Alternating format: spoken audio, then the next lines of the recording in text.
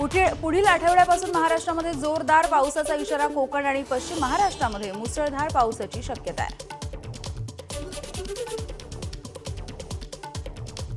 म्हाडा आता no broker आणि magic ब्रिक्सच्या धर्तीवरती rental portal launch करणार आहे. आता सर्वसामान्यांना त्यांच्या बजेट आणि पसंतीच्या नुसार राज्यभरामध्ये भाड्याने सुद्धा घरं उपलब्ध होणार.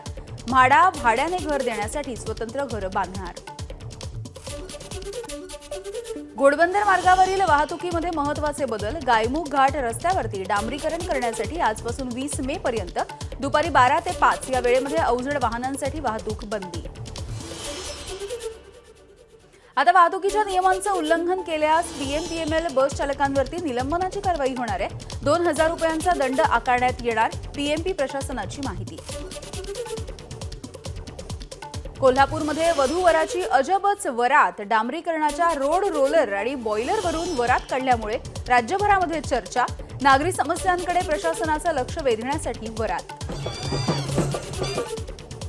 नांदेडमधील कैलासनगर भागामध्ये जुन्या वादामधून तुफान हाणामारी. आरोपी सचिन देशमुख आणि त्याच्यासोबतच्या 2 साथीदारांवरती गुन्हा दाखल. अधिकचा तपास सुरू. जामा मशीद आणि हरिहर मंदिर प्रकरणावरती उद्या सुनावणी होणार आहे. अलाहाबाद हायकोर्ट उद्या निर्णय देईल.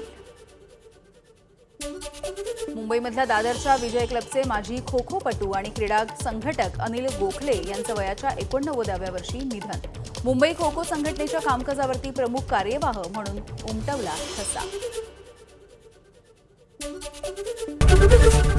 एबीपी माझा, उघडा डोळे बघा नीट.